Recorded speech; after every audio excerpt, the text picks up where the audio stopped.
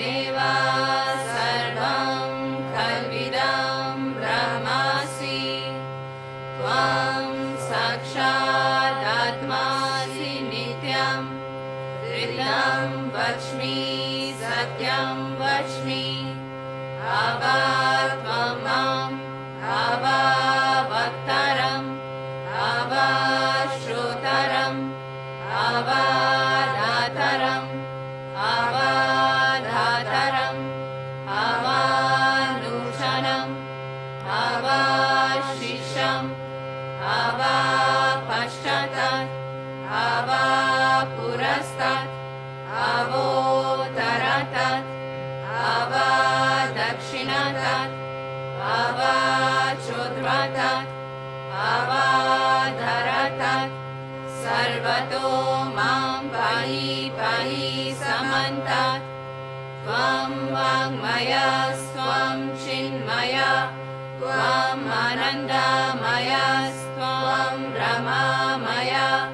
त्वं सच्चिदानन्दद्वितीयोऽसि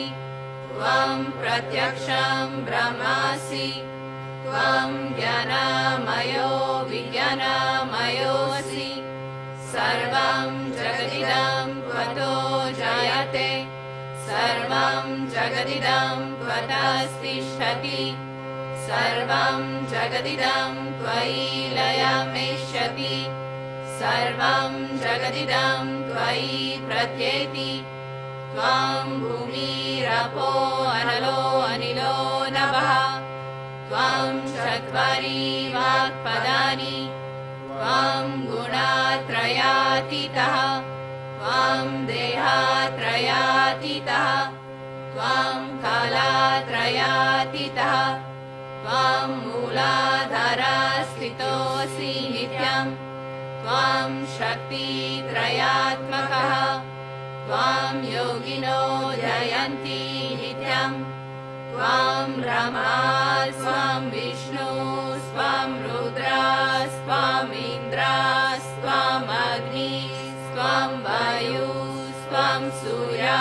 स्वं चन्द्रमा स्वं ब्रह्मा भूर्भुवः स्वरों गणादीं पूर्वमुच्चार्य वर्णादीं तदनन्तरम् अनुस्वारः परातरः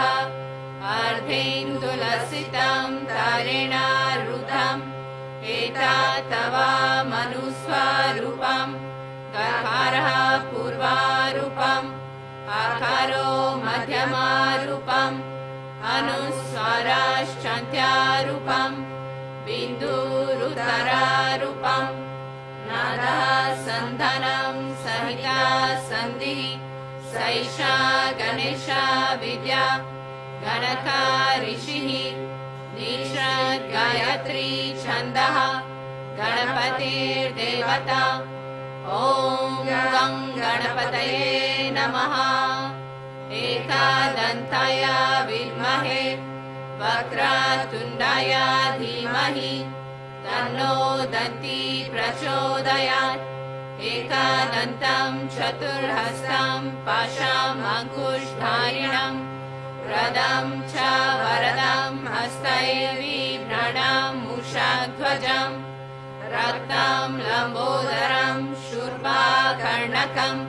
रक्तवाससं रक्तगन्धनुलिप्ताङ्गं रक्तपुष्पैः सुपूजितं भक्तानुकम्पिनं देवं जगत्कारणम् अच्युतम् आविर्भूतं च सृष्टयादो प्रकृते पुरुषात् परम् एवं ध्यायति यो नित्यं सः योगी योगिनां वरः नमो